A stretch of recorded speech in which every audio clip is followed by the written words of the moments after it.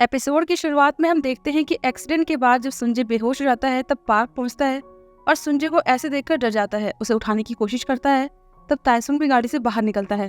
उसे हल्की फुल्की चोट आई थी और फिर वो योंगसू को अरेस्ट करने लगता है, लेकिन वो उसे धक्का देकर भाग जाता है। भागते भागते जैसे ही योंगसू रोड क्रॉस करने लगता है कि इतने में एक डंप ट्रक उसे जोर से टक्कर मार देता है और वो पानी में गिर जाता है। इससे उसकी मौत हो जाती है। आखिरकार उसके साथ वही हुआ जो अब तक वो दूसरों के साथ करता आया था।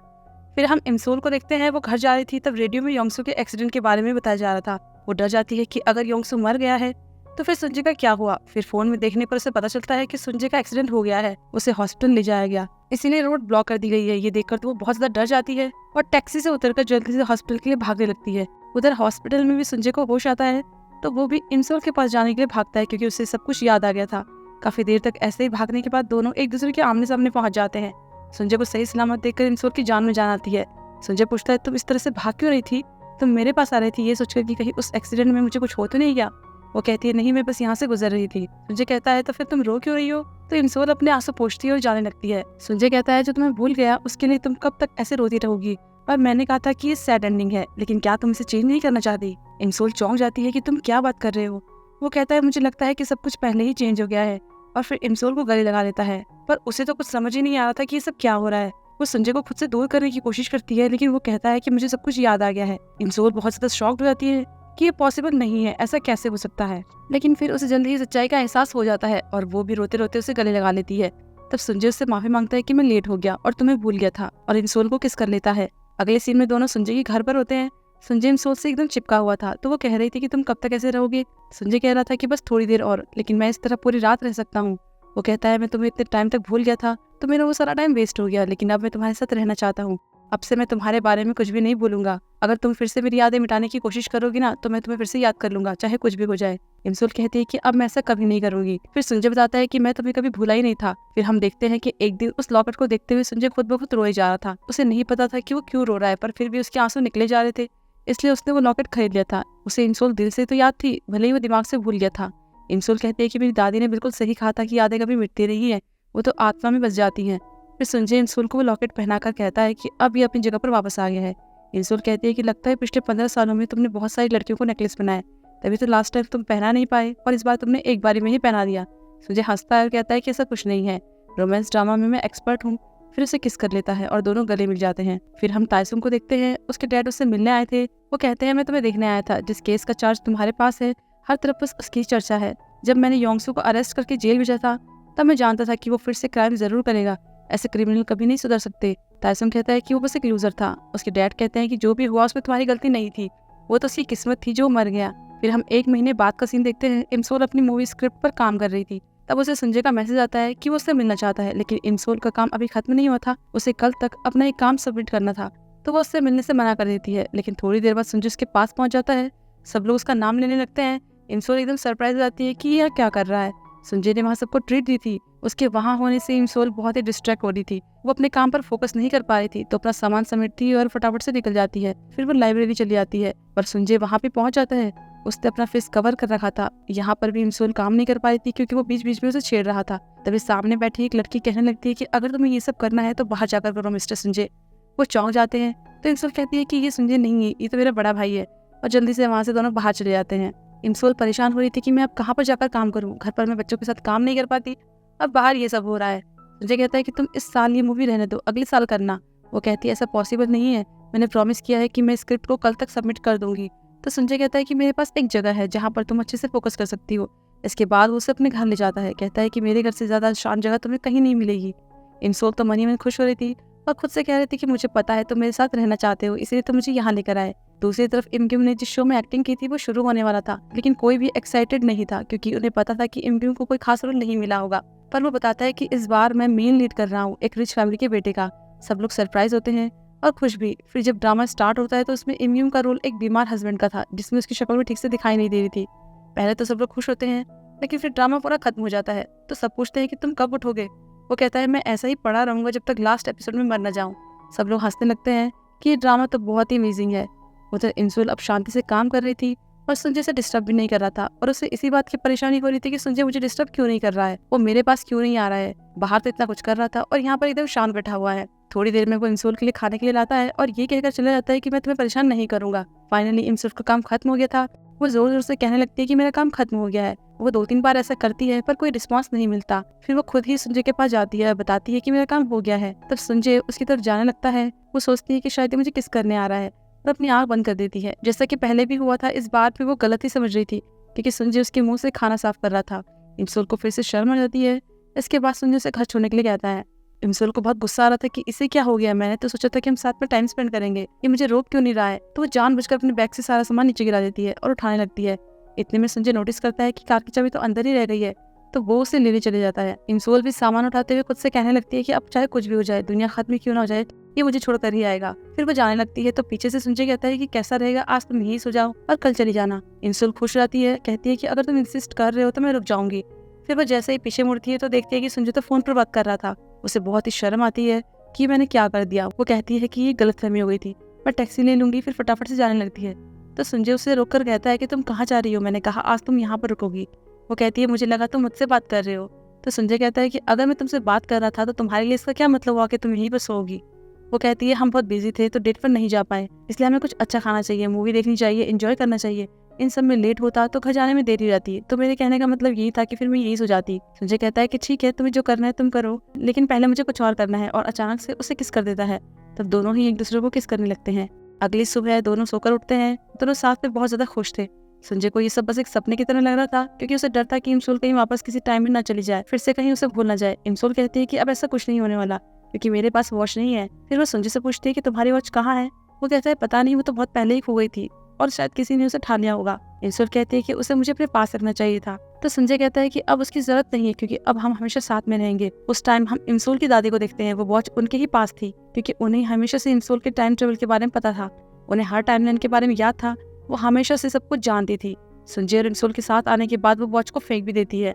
उधर संजय इंसोल के लिए ब्रेकफास्ट बना रहा था लेकिन उससे बहुत लेट हो रहा था, तो वो खाना पैक कर देता है। संजय से छोड़ने के लिए कहता है लेकिन वो कहती है कि अगर हमें फिर से साथ में किसी ने देख लिया तो फिर प्रॉब्लम हो जाएगी। तो वो जाने लगती है। तब संजय कहता है कि तुम कुछ भूल तो नहीं रही हो। इंसोल से किस करती है और कहती है कि ऐसा लग रहा है जैसे हमारी अभी भी शादी हुई हो। ये सुनकर तो संजय शर्माने लगता है। फिर हम संजय के डैड को देखते हैं। वो न्यूज में देखते हैं कि संजय किसी लड़की को डेट कर रहा है, पर उसमें इंसोल की फोटो ब्लर हुई थी। तो वो कहते हैं कि पता नहीं ये लड़की कितनी खूबसूरत होगी, जरूर संजय इसके प्यार में पागल होगा। तो वहीं इंसोल की माँ भी ये न्यूज देख रही थी।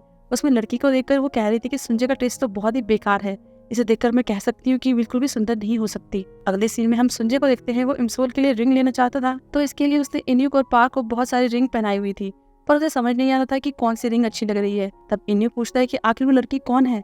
संजय उसे इंसोल की फोटो दिखाता है। इन्हें फोटो को जूम करके देखने लगता है कि ये मुझे कहीं तो देखी हुई लग रही है। संजय कहता है कि तुम्हारी हिम्मत कैसे हुई इसे टच करने की। फिर उसे एक रिंग पसंद आ जाती है। पार्क कहता है कि अगर तुम ये सब करोगे ना तो रूमर्स फैल जाएंगे कि तुम शादी कर रहे हो। संजय कहता है कि अगर ये रूमर्स ना हो तो। वो दोनों चौंक जाते हैं। पार्क कहता है कि तुम्हारे कहने का क्या मतलब है, तुम सच में शादी कर रहे हो और क्या मैनेजर किम को इस बारे में पता है। तो संजय कहता है कि तुम उन्हें बता देना। पार्क उन्हें कॉल करके बताने के लिए बाहर चले जाता है। तब इन्यू कहता है कि तुम सच में शादी कर रहे हो, डेटिंग करने में और शादी करने में बहुत फर्क होता है। संजय कहता है कि अब मैं इंसोल के साथ रहना चाहता हूँ और मैं जल्द ही उसे प्रपोज करने जा रहा हूँ। इन्यू कहता है कि क्या तुमने उसकी फैमिली से बात कर ली है। इतने में संजय को इंसोल का कॉल आता है। वो पूछती है कि तुम कहाँ पर हो। वो बताने वाला होता है कि इन्यू उसे रोकता है। तब इंसोल संजय को मिलने बुलाती है क्योंकि उसे भी रूमर्स के बारे में पता चल गया था। संजय जब उसके पास पहुंचता है तो वो आर्टिकल दिखाते हुए कहती है कि ये सब क्या हो रहा है। संजय कहता है कि फोटो कुछ अच्छे से नहीं आई, उन्होंने तुम्हारा इतना सुंदर चेहरा छुपा दिया है, पर तुम चिंता मत करो, मैं सब कुछ संभाल लूंगा। वो कहती है कैसे। संजय सच बताने वाला होता है कि उसे इन्यू की बात याद आती है कि प्रपोजल को एकदम सीक्रेट रखना है, चाहे कुछ भी हो जाए। इंसोल को इसकी भनक तक नहीं लगनी चाहिए, नहीं तो सारा प्लान चौपट हो जाएगा। संजय कहता है कि बस तुम फिक्र मत करो, मैं कैसे भी करके इसे संभालूंगा। फिर वो घर जाने लगती है। तभी तायसुंग उसके घर से ही आ रहा था। वो बताता है कि मैं तुम्हारे घर तुम्हारे भतीजे का बर्थडे गिफ्ट देने गया था, कल उसका बर्थडे है ना, इसलिए। इंसोल के पीछे पीछे संजय भी बाहर आता है और कहता है कि तुम्हें अपनी फ्रेंड की भतीजे की फर्स्ट बर्थडे की इतनी चिंता क्यों हो रही है। वो कहता है कि युंजो मेरी भी फ्रेंड है तो मुझे उसके बेटे की चिंता है। इंसोल थोड़ा फंस गई थी तो संजय को देखकर एक्टिंग करने लगती है कि अरे तुम यहाँ कैसे, क्या कोइंसिडेंस है। तायसुंग कहता है कि एक्टिंग करने की जरूरत नहीं है और जो डेटिंग रूमर्स फैल रहे हैं उसमें तुम ही हो ना, क्या तुम मुझे इससे इंट्रोड्यूस नहीं करवाओगी। इसके बाद ये लोग बाहर खाना खाने जाते हैं। तब तायसुंग संजय से कहता है कि कौन सा स्टार ऐसे पब्लिक में डेट करता है, तुम्हें फिर से आर्टिकल छपवाना है क्या। संजय कहता है कि तुम जेलस हो रहे हो क्योंकि तुम उसके एक्स बॉयफ्रेंड हो। तुम एक्स बॉयफ्रेंड हो, मैं करंट बॉयफ्रेंड हूँ। वो कहता है तुम क्या बकवास कर रहे हो, मैंने कभी इंसोल को डेट नहीं किया, क्या उसने तुमसे ऐसा कहा। संजय सोचने लगता है। फिर से ध्यान आता है कि इनकी डेटिंग तो इस टाइमलाइन में हुई ही नहीं। फिर वो जोर जोर से हंसने लगता है, कहता है कि मुझे बहुत ही राहत मिली। इतने में इंसोल भी आती है। और उन्हें इस तरह देखकर खुश होती है। फिर ताइसुंग पूछता है कि तुम दोनों कब से डेट कर रहे हो। इमसोल कहती है कि हम बहुत पहले से एक दूसरे को जानते हैं, जब ये मेरे घर के सामने रहा करता था। ताइसुंग कहता है कि अच्छा ये वही है जिसके बारे में तुम बात करती थी, मुझे लगा ही था क्योंकि तुम नशे में भी इसका ही नाम ले रही थी। फिर जब ताइसुंग ड्रिंक कर रहा था तो संजय से पूछता है कि क्या हमने पहले कभी साथ में ड्रिंक की है। संजय को वो टाइम याद आता है, लेकिन वो कहता है कि ऐसा कभी नहीं हुआ, इससे पहले हम तो एक दूसरे को जानते भी नहीं थे। फिर ताइसुंग कहता है कि तुम ड्रिंक तो कर सकते हो ना, अगर हैंडल नहीं कर पाओ तो बता दो। लेकिन संजय कहता है कि मैं सब कुछ हैंडल कर सकता हूँ। फिर ताइसुंग उसका ग्लास भर देता है, पर संजय को बहुत ज्यादा चढ़ जाती है तो पार्क उसे लेने आता है। तब संजय ताइसुंग को गले लगाता है और योंगसू को पकड़ने के लिए थैंक्स कहता है। वो कहता है कि ये तो मेरी ड्यूटी है, इमसोल ने भी यही बात की थी, तुम दोनों के साथ कुछ हुआ था क्या। इसके बाद इमसोल संजय को लेकर चली जाती है। फिर संजय इमसोल से कहता है कि तुमने मुझे बताया क्यों नहीं कि तुम्हारे भतीजे की बर्थडे पार्टी कल है। वो इमसोल की फैमिली से मिलना चाहता था तो कहता है कि मैं भी उनसे मिलने आऊंगा। अगले दिन इमसोल की फैमिली पार्टी के लिए रेस्टोरेंट पहुंचती है। तब इमसोल देखती है कि ये रेस्टोरेंट तो संजय के डैड का है। इमक्यूंग ने ये इसलिए चूज किया था क्योंकि यहाँ के ओनर उनके पुराने पड़ोसी थे तो सबको अच्छा लगेगा। तभी इमसोल को संजय का कॉल आता है। वो पूछता है कि मैं आ गया हूँ, तुम किस रेस्टोरेंट में हो। तो इमसोल आने से मना करती है और कहती है कि मैं अपनी फैमिली से तुम्हें कभी और मिला दूंगी। फिर फोन काट देती है। ये सब लोग अंदर जाते हैं और संजय के डैड से मिलते हैं। तब इमसोल की माँ उन्हें इमसोल से मिलवाती है तो वो कहता है कि तुमने मेरे बेटे के डैड का आर्टिकल तो पढ़ा ही होगा, मुझे बहुत ही खूबसूरत बहू मिलने वाली है। इमसोल की माँ भी कह देती है कि मेरी बेटी का बॉयफ्रेंड भी यहाँ आने वाला है और ये भी जल्दी शादी करने वाले हैं। थोड़ी देर में संजय भी यहाँ पहुंच जाता है। उसे यहाँ देखकर सब लोग चौंक जाते हैं। सब लोग उससे मिलते हैं। तब संजय इमसोल की माँ से मिलता है और उन्हें भी माँ कहता है। वो और संजय के डैड दोनों ये सुनकर तो चौंक जाते हैं। इमसोल फटाफट से संजय के पास आती है और कहती है कि तुम्हें यहाँ नहीं आना चाहिए था, सबको सरप्राइज कर दिया। वो कहता है अच्छा है, दोनों फैमिली एक दूसरे से मिल लेगी। फिर सबको उनके बारे में पता चल जाता है। इमसोल की माँ की खुशी तो सातवें आसमान पर थी, उन्हें तो यकीन भी नहीं हो रहा था। वो संजय के डैड से कहती है कि आपका बेटा तो मेरी बेटी के प्यार में डूबा हुआ है। तो दोनों हंसने लगते हैं। तब इनके पूछता है कि तुम दोनों ने डेटिंग कब से शुरू की। संजय कहता है कि हाई स्कूल से मुझे इमसोल पर क्रश था। यंजू कहने लगती है कि मुझे तो यकीन नहीं हो रहा है, ये वन साइड लव था। संजय कहता है कि मैं तब बोल नहीं पाया, लेकिन इमसोल तब भी बहुत ज्यादा सुंदर थी और आज तो और भी ज्यादा सुंदर लग रही है। इस बीच संजय के डैड खुद से कह रहे थे कि ये सच में प्यार में अंधा हो गया है। फिर सब लोग शादी की बात करने लगते हैं। बाद में बर्थडे पार्टी होने लगती है। बच्चे के सामने अलग अलग चीजें रखते हैं कि वो किसे उठाएगा, लेकिन उसमें कैश मिसिंग था तो सब लोग पैसे देने लगते हैं। तो संजय $1000 का चेक देता है। सब लोग बहुत ज्यादा सरप्राइज होते हैं। बाहर से उसके डैडी सब देख रहे थे और कह रहे थे कि ये तो अभी से ही उनका हो गया है। फिर बच्चा उन सारी चीजों में से चेक ही उठाता है। सब लोग हंसने लगते हैं। फिर वो लोग गेम्स खेलने लगते हैं तो संजय सही आंसर देता है। इससे उसके डैड बहुत खुश होते हैं। पहले वो इमसोल से खुश नहीं थे, लेकिन जब ये देखते हैं कि मेरा बेटा उसके साथ बहुत खुश है तो उन्होंने भी इमसोल को एक्सेप्ट कर लिया था। इतने में यहाँ एंट्री होती है एक्लिप्स बैंड के मेंबर्स की, क्योंकि आज वो यहाँ पर परफॉर्म करने वाले थे। यहाँ हम फ्लैशबैक का सीन देखते हैं। संजय ने इन्हें परफॉर्म करने के लिए कहा था, लेकिन इन्होंने मना कर दिया था। पर जब संजय ने ये कहा कि मैं तुम्हारा स्टूडियो रेनोवेट कराऊंगा और ब्रांड न्यू इंस्ट्रूमेंट दूंगा तो सब झट से मान गए। पार्टी में सब इन्हें देखकर चौंक जाते हैं क्योंकि ये बहुत ज्यादा फेमस बैंड था। वो परफॉर्म करते हैं और बाकी सब एंजॉय करते हैं। अगले सीन में संजय इमसोल को एक प्राइवेट शिप में ले जाता है। तब इमसोल पूछती है कि तुमने एक्लिप्स बैंड को यहाँ आने के लिए मनाया कैसे, उनकी टिकट बहुत महंगी होती है। संजय कहता है कि मैं तुम्हारी फैमिली का दिल जीतना चाहता था। फिर वो एक सीन याद करता है कि इमसोल की माँ तो अपनी बेटी के लिए बहुत ज्यादा खुश थी। वो तो संजय को अपनी फैमिली मानती थी। इमक्यू भी संजय से कहता है कि मैं हमेशा तुम पर नजर रखूंगा, मेरी बहन का ध्यान रखना, नहीं तो मैं तुम्हें छोड़ूंगा नहीं। संजय कहता है कि तुम चिंता मत करो, और मैंने सुना है कि तुमने एक्टिंग करियर स्टार्ट किया है, उम्मीद है कि हम जल्द ही साथ में काम करेंगे। ये सुन के तो इमक्यू के हाव भाव बदल जाते हैं। वो बहुत खुश रहता है। सबके जाने के बाद इमसोल की दादी संजय से कहती है कि अब तुम इमसोल के साथ खुशी खुशी रह सकते हो। इससे संजय बहुत ही इमोशनल हो जाता है। अब संजय इमसोल को जिस शिप में लाया था, यहाँ उसने उसे प्रपोज करने की पूरी तैयारी कर रखी थी। वो बस सही टाइमिंग का वेट कर रहा था। फिर वो कुछ बोले उससे पहले इमसोल सेल्फी लेने के लिए कहती है। तब इमसोल अचानक से कह देती है कि कहीं तुम मुझे प्रपोज करने की प्लानिंग तो नहीं कर रहे हो। वो एकदम से चौंक जाता है, कहता है कि नहीं तो। इमसोल कहती है कि जैसे ड्रामा में दिखाते हैं, तुमने शिप बुक कराया और फिर फायरवर्क्स की प्लानिंग की होगी और पार्क केक लेकर आएगा। संजय चौंक जाता है क्योंकि उसने एग्जैक्टली यही सब प्लान किया था। पर फिर वो कहती है कि मैं मजाक कर रही थी, संजय प्रपोज करने ही वाला था। कि इमसोल कहती है कि मैं एक मूवी डायरेक्टर बनना चाहती हूँ, एक शॉर्ट मूवी बनाना चाहती हूँ। संजय याद करता है कि इमसोल का हमेशा से यही सपना था, इसीलिए वो इस सपने को पूरा करना चाहता था। तभी संजय फोन में देखता है कि 9 बजने वाले थे। उसकी प्लानिंग स्टार्ट हो चुकी थी क्योंकि पार्क ने तैयारी शुरू कर दी थी। जैसे ही आतिशबाजी शुरू होती है, संजय इमसोल की कान पे हाथ रख लेता है। इतने में पार्क केक लेकर आने लगता है तो संजय उसे जाने का इशारा कर देता है। वो जाए तब तक इन्यू आ जाता है, फुल बरसाने लगता है। संजय ने इमसोल को अपने कोट में छुपा रखा था ताकि वो आवाज ना सुन सके। वो कहती है मुझे ठंड नहीं लग रही है और कुछ आवाजें भी सुनाई दे रही है। पर संजय कहता है कि तो मेरे दिल के ब्लास्ट होने की आवाज है। बाहर पार्क और इन्यू अपना फैलाया हुआ रायता समेटने लगते हैं। ये सब खत्म हो तब तक ड्रोन पहुंच जाता है प्रपोजल मैसेज लेकर, लेकिन फाइनली सब कुछ शांत हो जाता है क्योंकि अभी सही टाइमिंग नहीं था। फिर हम देखते हैं कि इमसोल ने अपनी मूवी पर काम करना शुरू कर दिया था। वो अपनी शॉर्ट मूवी को बहुत अच्छे से डायरेक्ट कर रही थी। इस बीच संजय स्टाफ के लिए कॉफी ट्रक भी भेजता है। जब इमसोल उसे कॉल करती है तो देखती है कि वो भी आया हुआ था। संजय उससे कहता है कि मैं तुम्हें सपोर्ट करने आया हूँ और मुझे तो तुम्हें देखने का बस बहाना चाहिए। अब शूटिंग पूरी हो गई थी, बस एडिटिंग का काम रह गया था। इंसोल पूरी मेहनत से अपने काम में लगी हुई थी। तब उसे संजय का कॉल आता है कि मैं तुम्हें लेने आ रहा हूँ। वो मना करती है, कहती है कि मैं टैक्सी ले लूंगी, कल तुम्हारा शूट है तो तुम आराम करो। लेकिन वो तो इंसोल के पास आने के लिए ही रेडी हो रहा था। फिर बाद में उसका काम होने के बाद उससे मिलने पहुंच जाता है और उसे घर ड्रॉप कर देता है। कुछ दिनों बाद मूवी का काम पूरा हो जाता है और इंसोल ने उसे सबमिट भी कर दिया था। अपना सपना पूरा करने के बाद वो बहुत ज़्यादा खुश थी। फिर काफ़ी टाइम बाद इंसोल और संजय को देखते हैं, वो साथ में वॉक कर रहे थे। तब इंसोल कहती है कि मैं बिजी थी तो तुम और भी ज़्यादा हैंडसम हो गए हो। वो कहता है तुम्हारे इंतजार में मेरा दिल बहुत दर्द में था। इंसोल देखने के लिए कहती है तो वो कहता है कि बाद में दिखाऊंगा।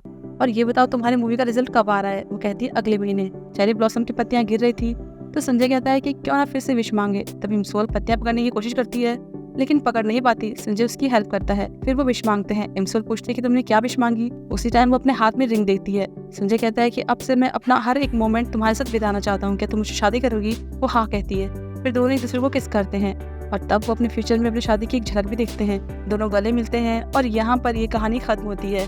उम्मीद है आपको ये ड्रामा और मेरा एक्सप्लेनेशन पसंद आया होगा। तो फिर जल्द ही मिलते हैं किसी और ड्रामा के एक्सप्लेनेशन में। तब तक के लिए बाय बाय।